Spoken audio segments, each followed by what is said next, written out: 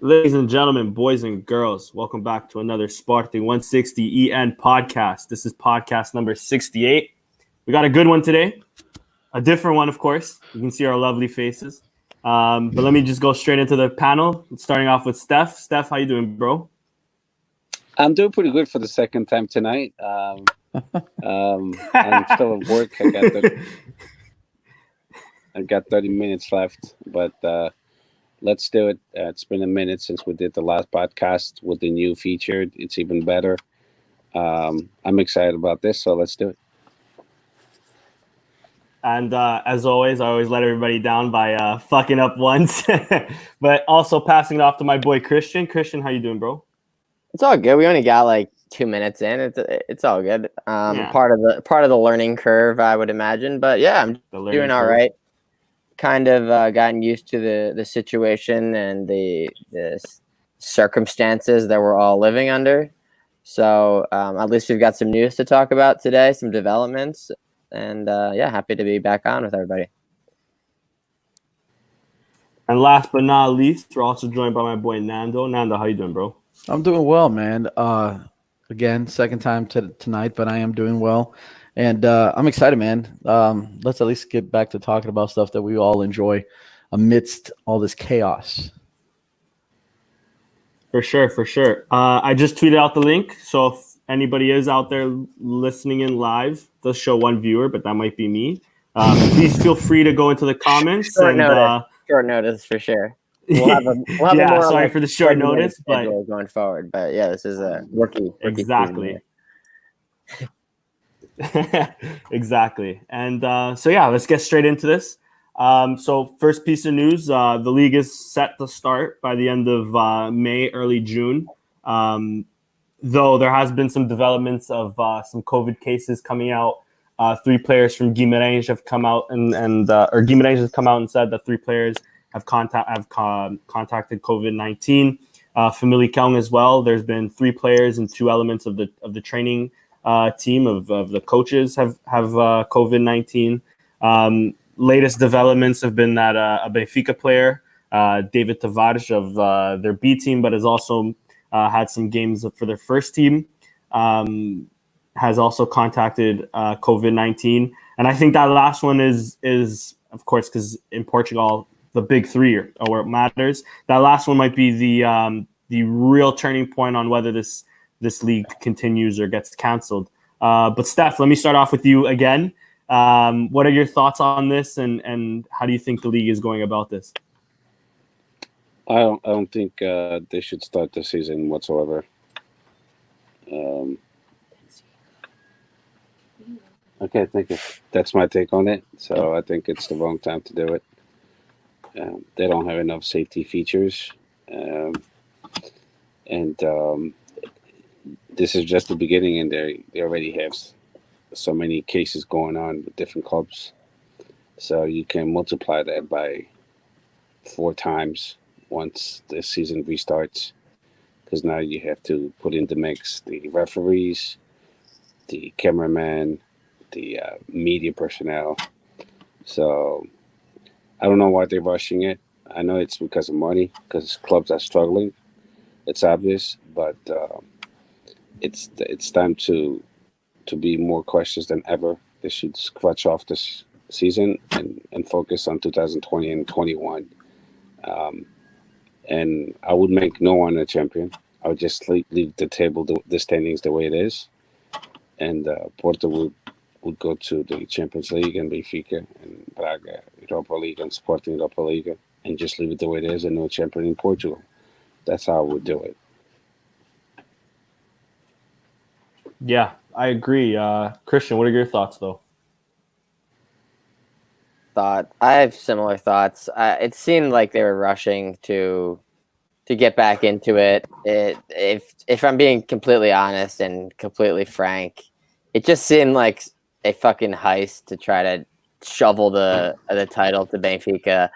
Obviously, I think that the other scenario was Porto.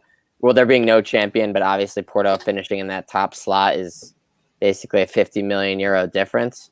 The Champions League group stage automatically, and obviously, as we know in Portugal, Porto doesn't have that sort of influence like they used to. It's all Benfica now. So, maybe in another situation where Benfica hasn't blown a 7-point lead, they're in first. They might just end the league like they did in France. I actually would be willing to guarantee that that's what have happened. But they came up with this convoluted plan to try to play a bunch of games in like a month and a half. And obviously, what was going to happen is players were going to test positive. If it wasn't the first week, it would have been the next week or the next week after that. I mean, and we're still 2-3 weeks out from even starting, and we already have 7 positive cases in the league. So it was inevitable, and obviously that number is just going to unfortunately continue to climb. And maybe these guys, seems like someone has to die for these guys to actually wake up to the reality of the situation, unfortunately. Yeah, for real. And I think the big thing here too is I don't know how much of this is how can I say this? How much of this influence on starting is coming from the league or is coming from the big three trying to still stay afloat and still grab some money? But Nando, I don't want to interrupt, but real quick, just as far as that meeting that they had with the president of the federation, and then the Costa, Vieira, and Varandas. The thing that I don't get from Varandas, and we've talked about it before, is I just feel like he doesn't know how to play politics either. So obviously Porto either maybe in their best interest to restart the league, maybe in their best interest to not restart the league. Benfica obviously in their best interest to restart the league. What's in it for Sporting to restart the league? There's absolutely nothing. Europa League.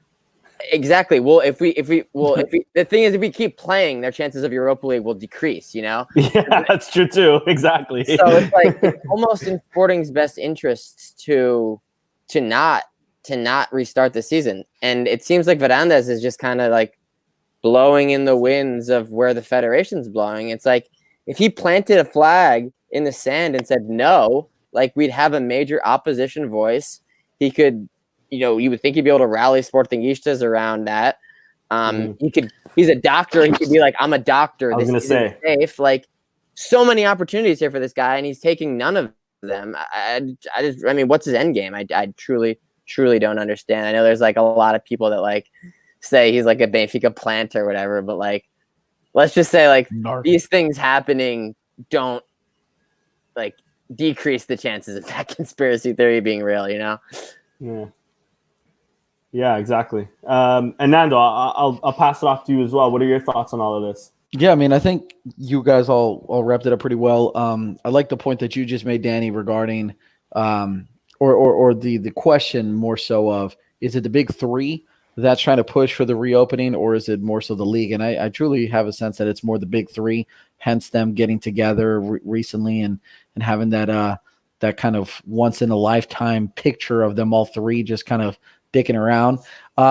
So yeah, I think they're all three realizing that they need it. Porto's been coming out a lot in the news lately, needing money quick. And then I think, and we don't even have to talk about Sporting and money because we know we need it. And quite frankly, like you guys have said, the more we play, the less likely we're probably going to be in the Europa League. But at the same time, Sporting has straight up chosen not to pay for our coach, right? They missed that payment and was deal with it. We all can't afford anything these days. It was part of their master plan this whole time was to catch it right before COVID. So maybe they need the money more so than anybody else at this point to make sure that they hit that payment ASAP, even if, stadiums are barely going to have anybody in it. I don't know.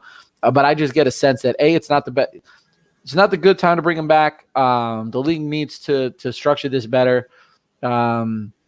How you go about doing that and how you claim champions and things of that nature is going to be very difficult. No one's going to be satisfied.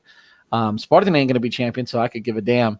But it's not a good time to bring them back, and it just seems a little pushed to favor the big three, in my opinion. Yeah, exactly. And to be honest, so I guess we can quickly give our 2 cents on whether we think this will or this should start up in, I don't know the exact date anymore, but I believe it was the end of May, early June, right? May 30th, I think. Was May 30th. Was the date, yeah. Okay, so in 20 days, I think that if we're already having so many cases coming out now, I think in 20 days, by the time all these players start, getting unlimited practice, if you will, like starting to be able to come in contact with one another, I think the spread is gonna happen even faster. I think for player safety, the league. I mean, I was saying this our last podcast. I'll continue to say this: the league shouldn't come back until there's clear indication, not only that sports can continue, but that society can somewhat function normally again. And I think I don't know why they're rushing it back. If I'm a Portista, I don't want to run the risk of losing the title to Benfica after potentially coming back, or after not potentially, but after coming back from a 7-point deficit. If I'm a Benfica fan, I'm not trying to lose the league after having 7 points ahead of Porto. Seeing that all they do is talk shit about Porto for that, and that happened like 2-3 years ago. That scenario where they leapfrog Porto after being 7 points behind. As a Sporting fan, I don't give a fuck. It's put us out of our misery. Like, what happens? We don't end up in fourth. Like, great. Like Christian was saying, the odds of us ending up in third, very unlikely, or it just seems very hard. So I don't see the rush. I really don't see the rush. And like you were mentioning with Varandas, I don't see why he wants to come back. We can quickly transition to Varandas with this as well. I don't see. He mentioned that one of the interviews he had with Seek or Ricard, I believe it was Seek though. He said that, or he had immense pride in saying that the other presidents don't quite understand the situation like he does because he's a medic, he's a doctor. He understands it a lot better. So if he understands it a lot better, why is he trying to rush this back in? I don't know. Maybe he knows something I don't. But from what I'm seeing, from what I'm reading, from everything that I'm understanding of this disease, highly contagious. It's not anywhere near gone. We've slowed down the numbers of infections because some people have decided to stay at home, as we should. I don't know. I don't see why, or I don't understand how they're getting into it. So yeah, your guys' quick 2 cents. What do you think? Is the league going to continue May 30th, and should it continue May 30th? Christian, I'll start off with you quick. So basically, I think that what's going to have to happen is, much like any other strike, organized labor. The players are laborers. If all the factory workers walk out of the factory, you can't make the cars. If all the players say we're not fucking playing, then you can't play the games. There's no stipulation in their contracts that they sign that says you're going to have to risk your life to play games during a global pandemic. A lot of the Players Association is, kind of not even that big of a fan of the salary cuts. For obvious reasons. That's not also wasn't a stipulation in the contract, but I think a lot of them, they knew that, athletes make more money than your average person, and they look like Mesut Ozil, who looks like a total bastard right now for refusing the salary cut. So they knew what they had to do, and they took the salary cut, and you know what? I think they'll be all right. But as far as like risking your life to contract the disease and then going home to your family, your wife's immunocompromised, you have kids at home. I mean, these are decisions that these guys shouldn't be having to put themselves in. And it strikes me as pretty gross that this is all for TV revenue, Agreed. How about you, Nando? Well, if the question so much is, do I think that May 30th, right, or whatever that day is the right time for them to come back, right? Mm-hmm.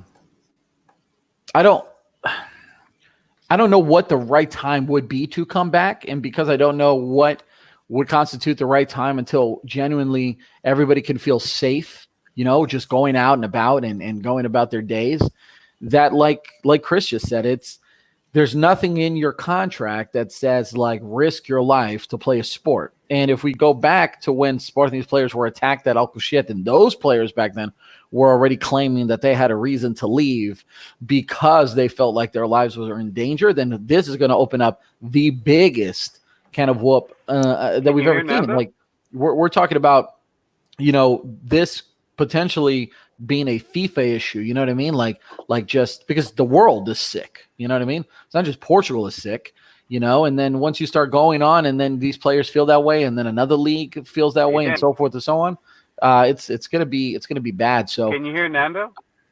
Yeah. I can hear you, Steph. I can. So I don't know when the right time is, and I think that this is one of those situations where we either have to like it or not, we have to just go with what the government states because everybody's going to follow along, whether we like it or not, and just go from there. I'm worried that this is really going to open up some unprecedented territories where players can start resigning and so forth and so on, just across the board, and that's my fear there. Yeah, agreed. And Steph, your quick 2 cents as well. Should the league continue? What are your thoughts? Yeah, I already told you that. No, I don't think the league should start at all. I think it's a huge mistake. They only doing it for money purposes so they can get paid for the.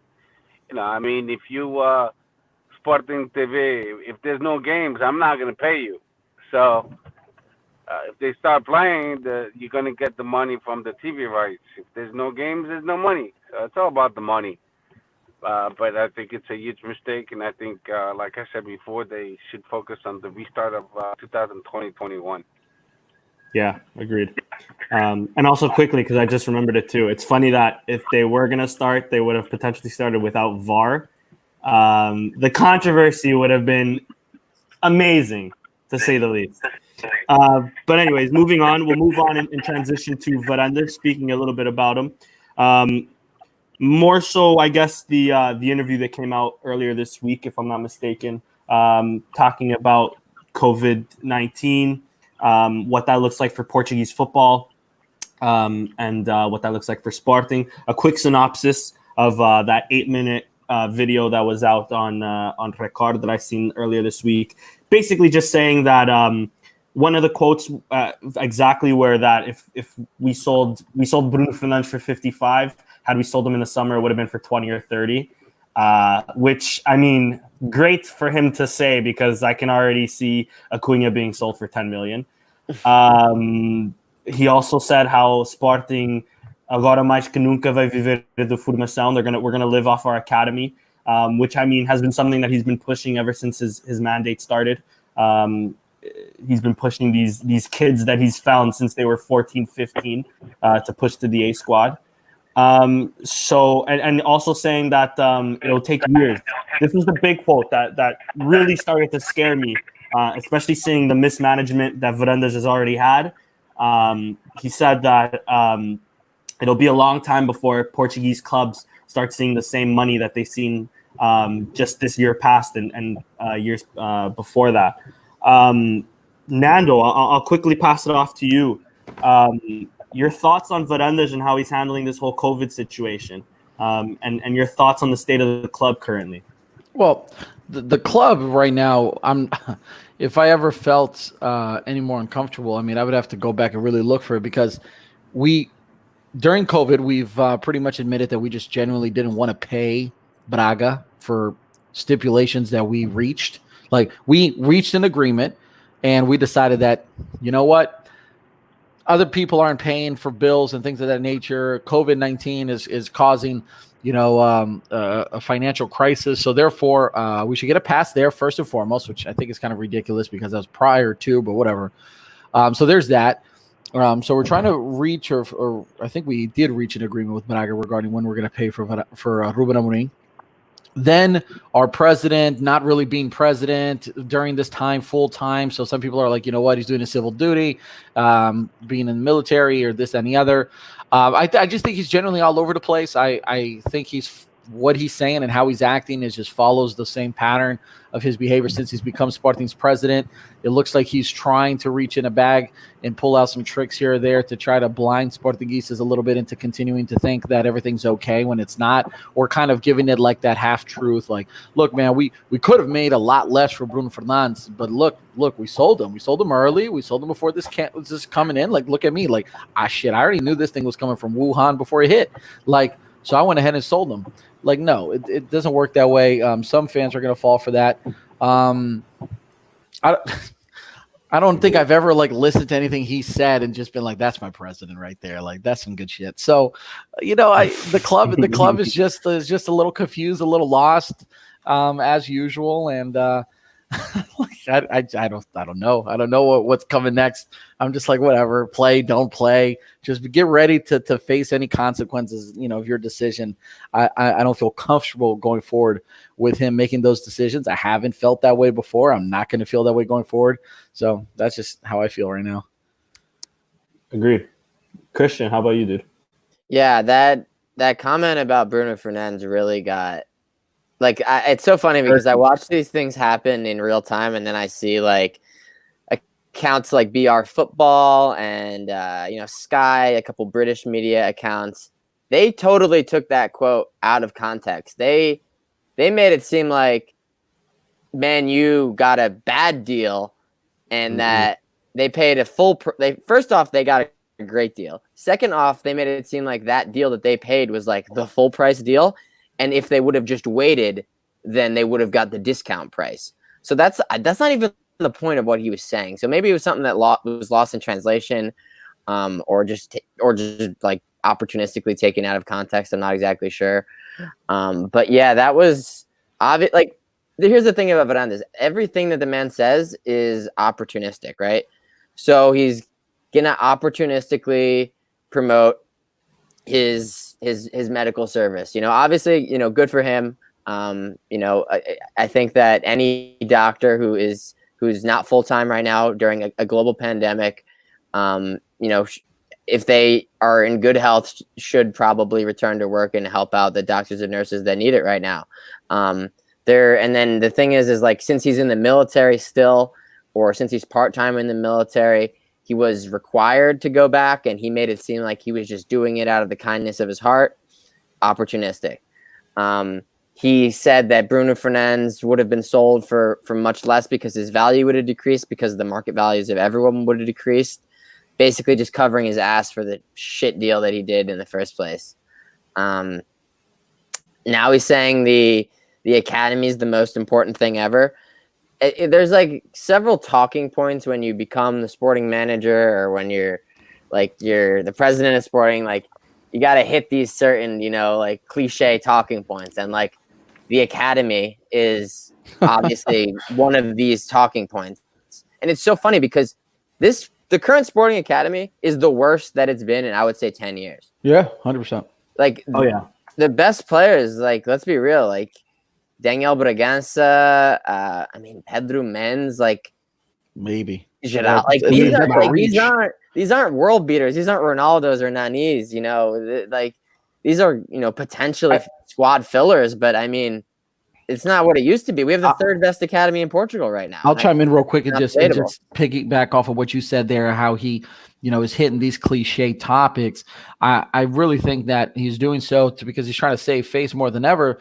This whole talk of like, we need to go ahead and invest, and I'm sure that'll be a topic we talk about a little bit more here in a second, but we got to invest in the internal market. I think he's really going out of his way to prepare Sportingistas for like what embarrassment of players we're about to recruit, and like the fact that we're going to have no money or no creativity in trying to improve this club. And I think part of his speech and his thought process is like, let's prepare them for that downfall and that other fourth place finish that we got coming up. Yeah, exactly. I mean, and like I think we touched on this on the last podcast, but like the internal market, just scrapping the team, building back from the academy is what should have been done in the wake of 2018 and the rescissions. That's when that should have happened. And it didn't happen. And basically now their hand is forced and they have to do it. And I mean, the squad is not going to dip off. Like if you take out Hesse and put in Jovan, you take out Doumbia and you put in Bragança, like the squad is not going to become drastically better. It'll become marginally better. Maybe it'll probably stay about the same. Let's be honest. So I mean, you play this team with some minor tinkers. Renan becomes Max, for example. Maybe Mathieu becomes Quaresma. I mean, these minor little tweaks here and there. I mean, you're not gonna beat Benfica or finish higher than Benfica tweaking around the edges of a team that's shambolic, really. Exactly. Or relying too heavily on your academy won't take you that far either. And Steph, I'll pass it off to you. Also, just trying to remind also of other points that he mentioned on the video or on the interview, where he was talking. I just lost it. The payments to Sampdoria, the payments to Ruben Amorim, simply talking about how if other regular human beings like me and you, if we can delay our mortgage payments for a few months because of this COVID-19 situation and how it affects our revenue, why can't he do the same in terms of these other clubs? Really embarrassing. And how these other clubs, so he says, are taking this out of context or just trying to make a novella out of this. Also talk on that too, Steph. What were your thoughts on that? Well, apparently, what Berenz was saying is because of Bruno Fernandes did a new contract, that we didn't have to pay Sampdoria the 4.5%, I believe. So that's what he's saying. He's sticking to that. I think he's wrong, and we shall see later. Another case to be taken to the court system.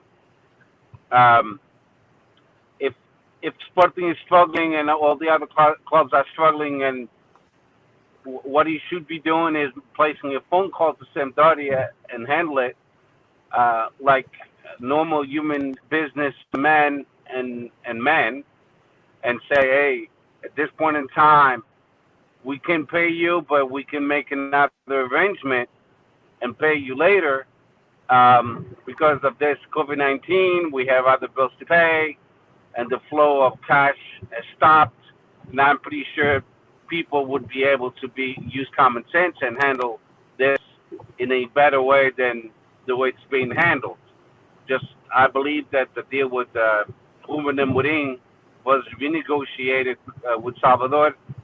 So he could certainly do the same thing with Sampdoria and any other clubs that we might have to pay back, whatever might be the case. Because we have a chief that has to pay 900,000 euros Sporting, and we're insisting on that payment. So we can be saying, hey, you have to pay us, but we don't want to pay other clubs. It sounds a little bit hypocritical from Barandas. But that's my take on it. I mean, if we owe money to clubs, we have to pay them. But if we can pay them now, pick up the phone and talk from president to president. Hey, listen, I need some more time because now I don't have the cash, everything that's going on, and I'm pretty sure that people will understand that. Yeah, I agree. My only, I also have issues with in terms of the Sampdoria thing, him giving validity to the rescission of the contract. It fucks up our whole case. The same day the cover of Record is he's going to press the Ruben Ribeiro. And who was the other unsettled one? Rafael Leão, Podence? No, Podence was settled. I think it was Leão. Yeah, he was going to push those in court. But it's like, dude, you just showed your hand. You just admitted that the rescissions were legal. Yeah. Fucking idiot. It fucks us over. Yeah. That's just another perfect example of the opportunisticness. And then another one that I thought of when Steph was talking was the Braga payment. Like, they signed that contract a week before COVID-19 hit. Exactly. They were owed Braga that $5 million, that first payment, no matter what. And they weren't going to pay it. Like, if there wasn't a global pandemic, they were not going to pay it. Some thug shit right there. And now we owe $10 million in September. Like, Where's that going to come from? Exactly. We have no fans. Potentially, the league isn't even going to restart. I mean, we're probably not going to join champion. Probably, very unlikely we're going to get Champions League. You don't know, man. Pretty unlikely. Pretty unlikely we're going to get Europa League. Like, where is this money going to come from? I'm with you. It's also the same thing where he talked so much shit about the Battaglia deal and the heavy inheritance that he had, when he's not even paying people back. I mean, if you signed Ruben Amorim, I'm with you, Chris. If you sign Ruben Amorim, at least the first payment you should have ready. The second payment, we can then discuss that and extending that because of COVID. But I feel like now I'm repeating myself from the last podcast, so I'll just. It's just embarrassing. It's like Sporting just knows how to manage on the brim of like what's acceptable, like what's decent business practices. You know what I mean? And like we can't keep doing that. And Sporting constantly having to go to court for something. It's so old. Are we ever not in court? Yeah. Like, I'm tired of it. The Sampdoria thing's going to drag on for like 2 more years, probably. Like, there's just never not court cases occurring. You would think Varandas' past jobs were being a lawyer and not a doctor, seeing how many times we're. Well, that's what he's got Rogério Alves for, the Madeline right. McCann lawyer. Or no, and they saw Rogério Alves well, he's not there anymore. But what was that other guy that ran once for president? Diaz Ferreira. Oh yeah, Diaz Ferreira. Who's taken Sporting to court several times. Incredible candidate. Yeah, and like José Jorge, our Aussie Tuga over here, is saying 10 million, more like 12 because of the interest as well. So we're going to find 12 million. And the fact that Braga like specified the interest in the payments multiple times, like with interest, like Sporting, the whole time, like you're never going to get a penny. Yeah, we're not paying you. A horrible deal. But anyways, anything else to say on Varandas, guys? Anything else at all? I think I let most of it out. If anyone has anything else. Yeah, I'm just gonna say sometimes it would be better off to shut the fuck up. That's the bottom line. He had the perfect opportunity to shut up and not even mention Bruno Fernandes. Yep. And Ruben Ribeiro and Rafael Leão.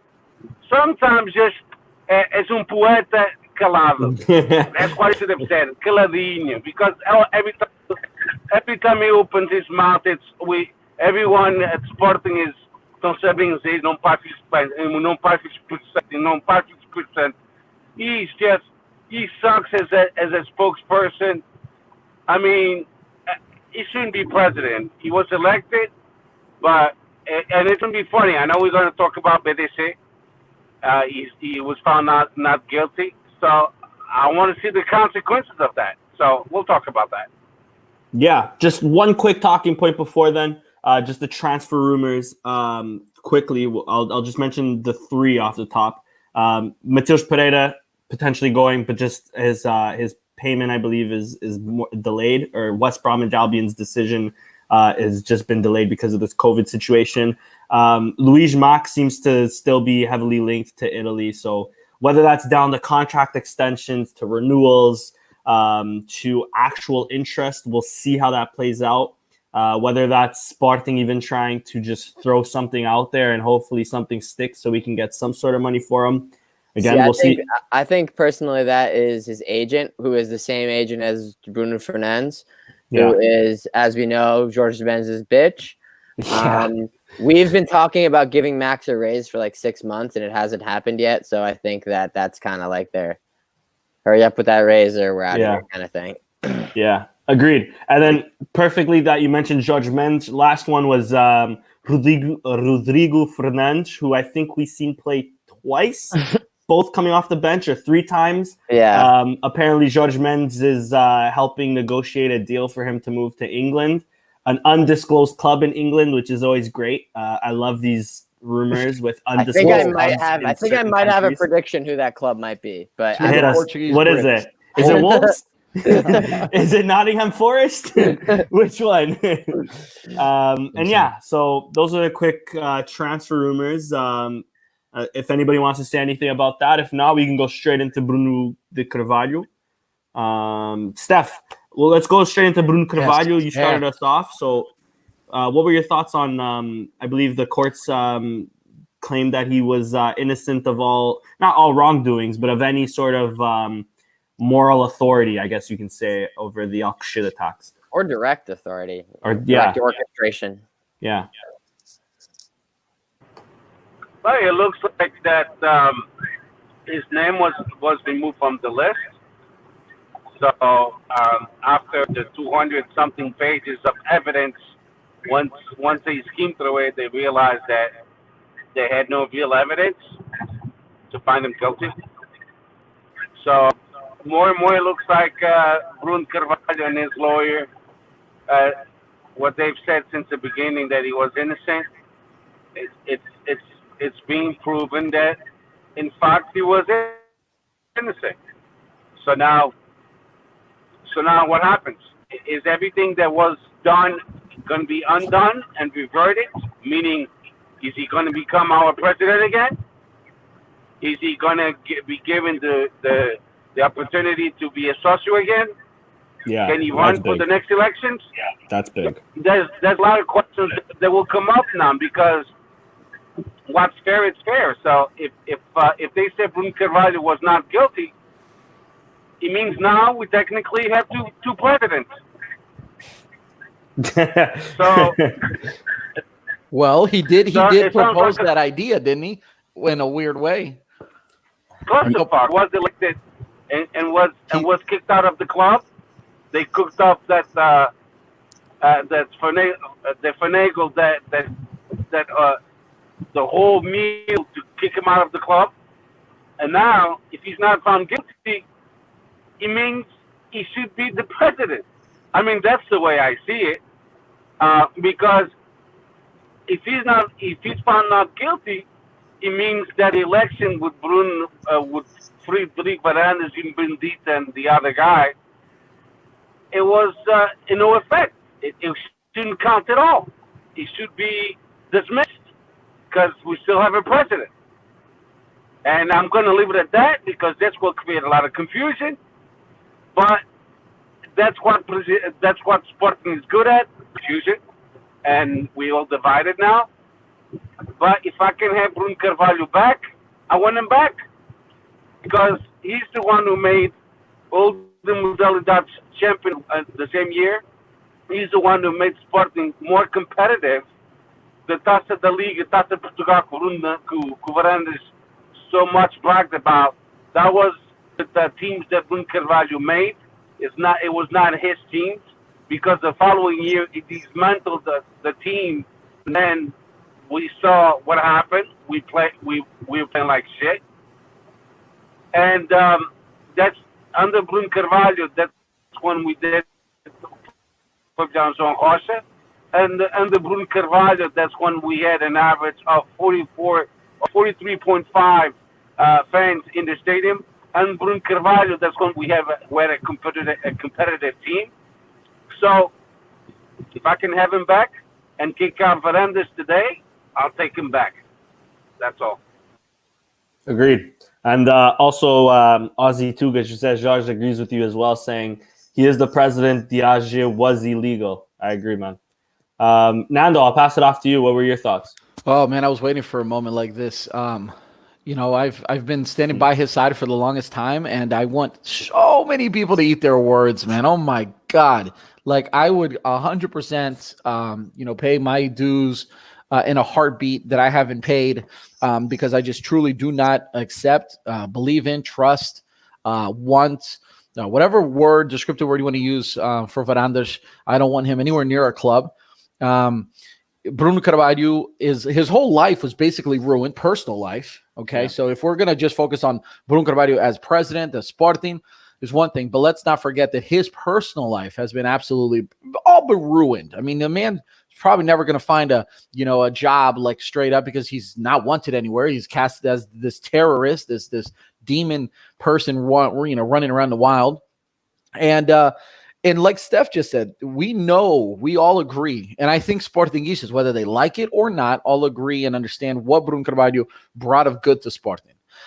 We also know the things that he did that we didn't like. And I think that a Bruno Carvalho 2.0 would absolutely be what we need as Sporting. He would, and in my opinion, I would hope that he would see the things he did that wasn't so good. He's touched up on it a little bit since he's left Sporting, in the podcast he's done, so forth and so on.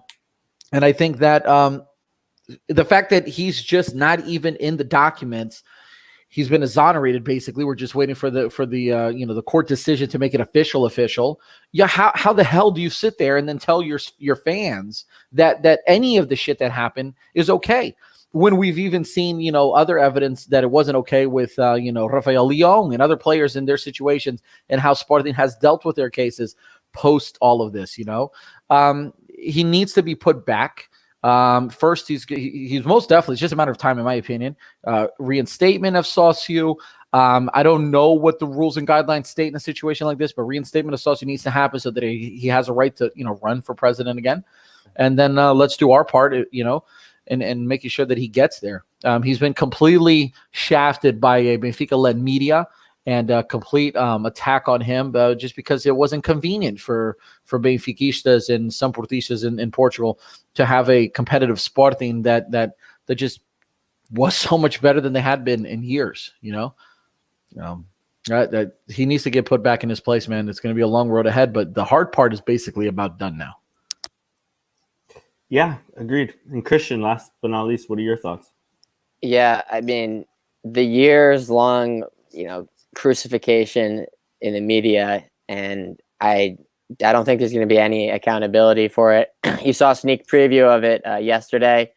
If you remember the time when this was happening, this was plastered all over the front page of every paper, even not even sports papers. Público, Correio de Manhã, those are not even sports papers. Bruno Carvalho charged with terrorism is splashed across the front cover of that.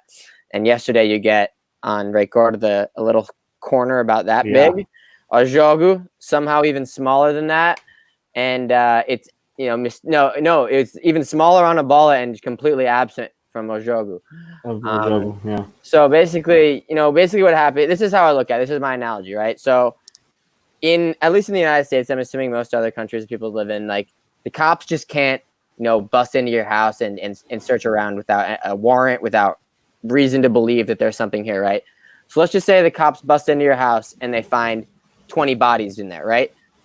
No one's going to say, the cops really didn't get the proper search warrants, right? They're going to be like, it's good that they did that because they found 20 bodies and you're a fucking murderer, right?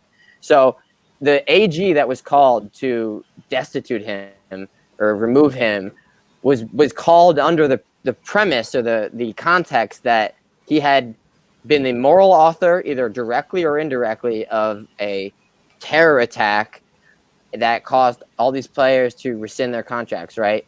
So as you saw, the Dar Futuro ao Sporting, the group that got the signatures that called the AG, was denied, right? This AG happened with absolutely no signatures, and it was able to just slide through because they had convinced the masses through just kind of repeating it over and over again, and it happened. And he was an easy target, obviously, because he would kind of been beefing with the players in the lead up to that. I don't know how often you guys like to think about, May 2018, there was the Facebook post, there was the back and forth with Jorge Jesus. He was fired, he wasn't fired, he's not even a coach the next game. All this shit, like, obviously the lead up to that made him a very easy target, right? To just pin the whole thing on him. He organized it, right?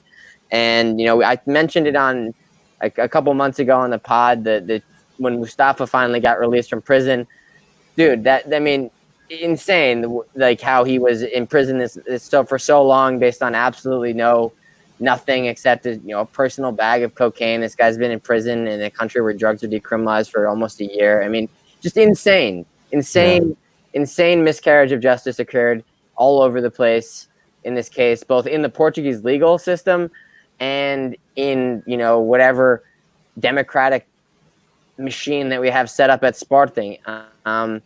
So basically, the AG that was called was illegal, and it removed him as president. Obviously, the votes that were cast to remove him were real, and the election that happened afterwards was real. But it really does set up a really interesting situation here because so much of the Veranda's brand and so much of the Veranda's rise to power was based off of just being, anti-BDC. He's so bad. Look what he did to our club. I'm going to fix it. I'm going to remove his photo from the Hall of Presidents. I'm going to crop his image out of an old hockey video that we're posting on our official Twitter account. We're just going to basically erase this guy from history because he was so bad. And I mean, he's about to get completely exonerated. And what happens in the aftermath of that is going to be very interesting. I mean, Verandas is not just going to hand over the reins of power. I mean, the guy's risen to power through very sleazy tactics, and he's not just going to hand it over, So he's going to do everything in his power to prevent Bruno Carvalho from running. He's going to do everything in his power to prevent him from being reinstated as a socio.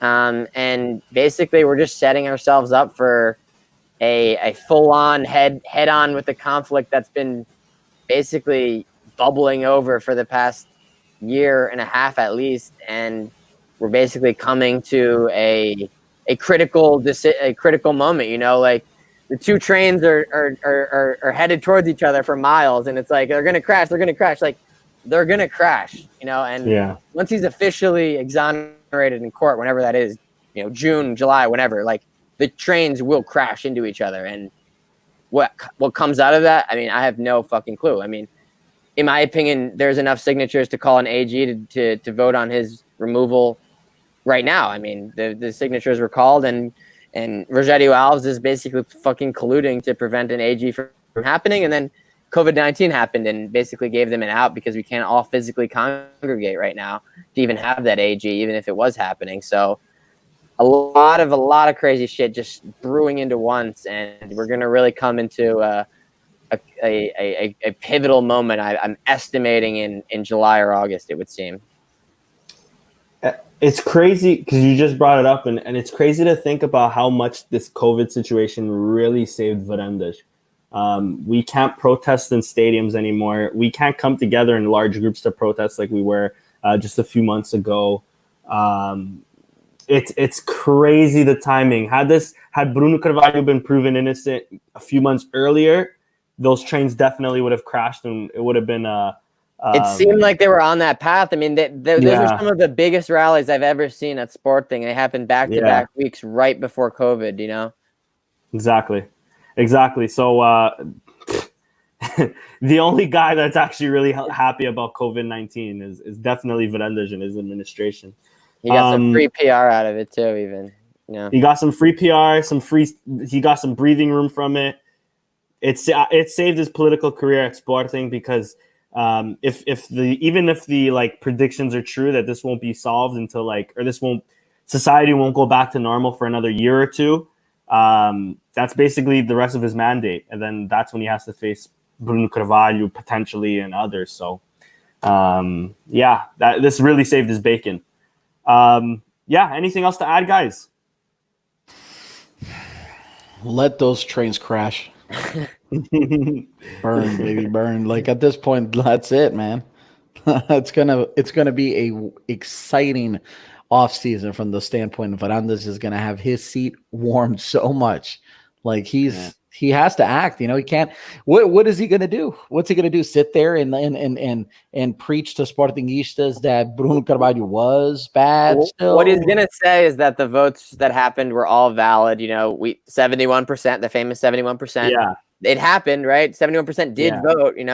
It was a real vote, but the reason for that 71% was to vote him the reason is bullshit, out of president.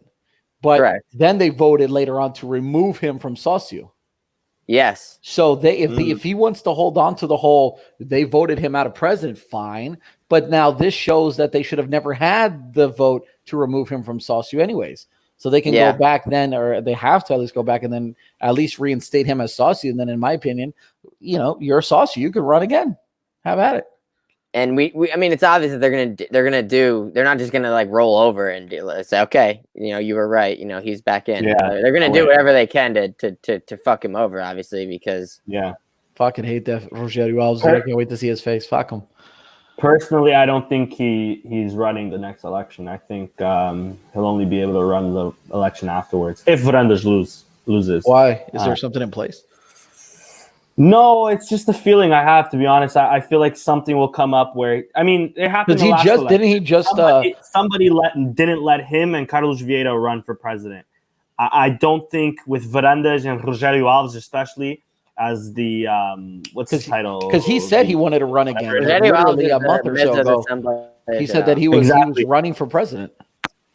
Fair, but I mean, like, as we see, these guys don't play fair. We had the right amount of signatures and nothing was done. Right. I feel like it's going to be the same thing. I think he'll do everything he can to run. If you're saying maybe you have a feeling that they'll do everything they can to prevent him from running. Yeah, that's what I'm saying. Yeah. It doesn't matter of whether or not they're successful or not. And obviously, the people in power have more people than the people who are, ostracized and not in power. Or in this case, more fucking age. That's the only thing that's Sporting that matters. It seems like. And it is worth mentioning. Like, would he win if we ran Varandas, Bruno Carvalho? I don't know if he does right now. Tomorrow, you have that election tomorrow. Yeah, free and fair elections. What happens? I think he does. I really don't know the answer to that. Varandas doesn't have a good look going for him. He's got this. The Sporting sucks. They don't play well. Coaches in and out, left and right. He's literally got nothing positive going. The only thing that Varandas had going, in my opinion, was the fact that people would still, again, hold on to Bruno Carvalho being bad. Bruno Carvalho being the creation of everything that happened. Varandas himself didn't do anything good for Sporting. So, but you realize what's going to happen now is they're not going to cover, obviously, that he's exonerated. Of course not. They're going to cover it at 1% as extensively as he's a terrorist. So if you say it enough times, it just becomes true. Yeah. And then you just sweep it under the rug. There's still going to be a lot of people that just think that whatever, he's bad, or he didn't get convicted, but he's still bad, because of all that shit I heard. Something the Facebook post is enough to give him enough bad publicity that not everybody will still go. Okay, well maybe he's not a terrorist, but he's still bad, right? He's still bad, yeah. And then again, it's not going to be like a one-on-one with Varandas. It's going to be him, Varandas, Benedito. Diaz Ferreira, all the opportunities. Vieira, which is also going to be a big hand on Jose Eduardo between him and Bruno Carvalho. It's going to be more than just the two guys. So for Bruno to win, there's going to be he has a lot of work ahead of him. But I mean, he has 2 more years to work at it. So and the most dangerous demographic, obviously, is the old people with the most votes, and we know those people are very, very, very susceptible to being influenced by the media, and those are obviously the people that are more likely to go with the quote safer option in their eyes. People that are more willing to settle for the mediocrity that they've experienced for the majority of their lives. They're comfortable in that, and it's a dangerous voting block because it's not one vote, one person, Yeah, exactly. Exactly. All right. So I guess last bit of news here. We'll talk about a few players leaving from our Modalidades. 2 players from our futsal team, Deyu and Leo Jaraguá. More specifically, Deyu, who's been with the club, I think, for over 15 years or something just along those lines. We also had Raul Marin leaving from our hockey team, from our hockey de patins team. And then, of course, a potential – is it a rumor or is it in the works? I saw it was happening, but then I never saw an official announcement, so I'm assuming it's a likely rumor. So a likely rumor of Ty Tony, who was part of our basketball team, who I really liked him, Trevante Williams, along with other guys. But Ty Tony might also be leaving Sporting, which is also sad news. Clearly some cuts to the Modalidades, whether that's COVID-related, whether that's just our financial situation. Your guys' quick 2 cents. And before I go on, I seen a tweet, and I'll actually reiterate it here. I don't remember who tweeted it. But the specific names, one was Bruno Fernandes, I'll exclude him. But other players like João Moutinho, not really. Who was it? Whatever. They mentioned Bruno Fernandes and all the other players, or Bataglia and all of them that rescinded, William Carvalho, Rui Patricio. None of them are really as big of a figure to Sporting as much as Deyu is, especially through the years that he's been with Sporting. He's been with them through the shit years of our futsal team, where we were almost bankrupt and having to let go of all the modalidades to lifting a Champions League trophy just last year. So a huge loss to Sporting, a huge departure. Christian, I'll start this one off with you, dude. What were your thoughts? Yeah, I mean, Deo's obviously, one of the more historical players that, the futsal team's ever had. In his more recent season, I would say he's not the player that he once was, obviously, but he's still obviously super crafty and he's obviously useful. So it is sad to see him go. Leo is always an underrated aspect of the team, and he really showed through a little bit mostly this year when there was a lot of injuries on the team, and he was kind of got a bigger role this season more so than in the past. But the game that always stands out in my memory for Leo was the I think I tweeted this also, was the Champions League semi against Inter Movistar of the Champions League, the Final Four. That was probably one of the better games that I've ever seen. From a futsal player. He's all over the field. He was everywhere. And that was, we beat Inter Movistar after always losing to them. We finally beat them. And, he was a major, major part in that. And, these are two players that I think Deo won like 40 trophies or something in his 15 years or something like that. Something insane.